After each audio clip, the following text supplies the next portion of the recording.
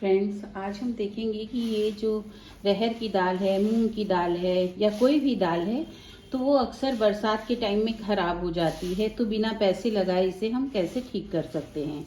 इसको ठीक करना बहुत ज़रूरी होता है क्योंकि इतनी महंगी दालें आती हैं और अक्सर ख़राब हो जाती हैं, इसमें कीड़े पड़ जाते हैं। तो उनसे हमें ये बचाना है बिना पैसे लगाए। तो इसके लिए इस दाल के लिए सबसे पहले हम एक इस तरह की चलनी ले लेंगे। इस चलनी में हम इन सभी दालों को छान लेंगे। इसको छानना बहुत ज़रूरी होता है क्योंकि इसमें एक दो जो कीड़े होते हैं ना, वो हमें हटाने होते हैं।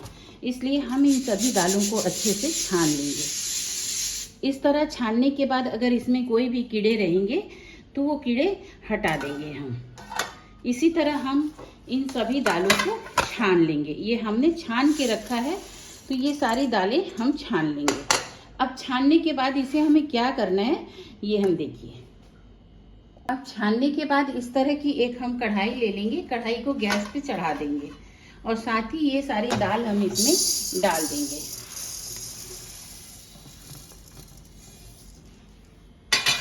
दाल को हम ये तब तक भूनेंगे जब तक कि इसमें हल्की हल्की खुशबू ना आने लग जाए।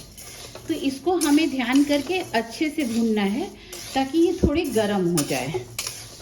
इससे क्या है ना कि हमारी दाल में से जितनी नमी होगी वो दाल की नमी निकल जाएगी और हमारी दाल खराब होने से बच जाएगी।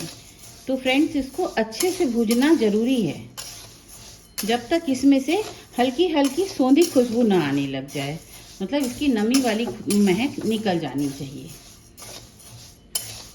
तो करीब 3 से 4 मिनट लगते हैं इसको हमें भूनने में। जब धूप नहीं रहती है तो भी ये हमारा काम बहुत आसान कर देता है। इस तरह दाल हमारी महीनों ख़राब नहीं होती है जब इस तरह हम भून के रखते हैं।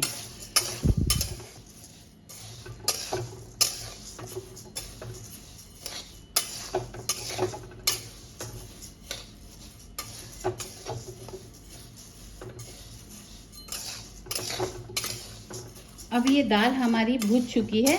इसको थोड़ा सा इस तरह देख लेंगे, ये ज़र्र करके गिर रही है, मतलब ये दाल आपस में चिपक नहीं रही है।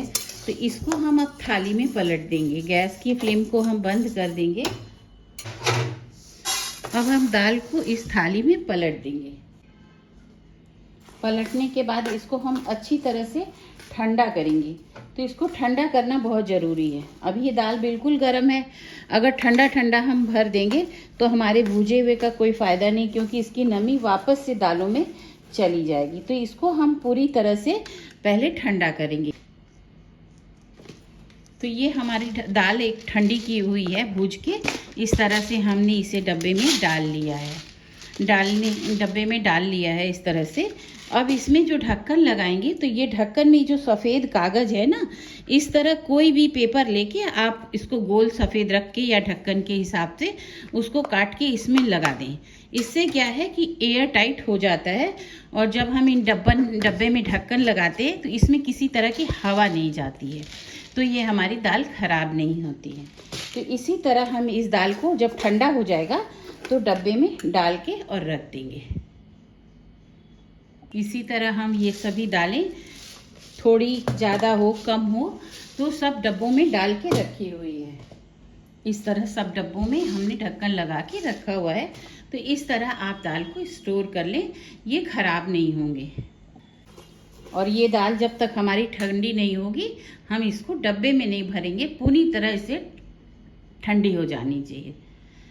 तो आपको हमारा ये वीडियो कैसे लगा कमेंट करके ज़रूर बताइएगा। धन्यवाद।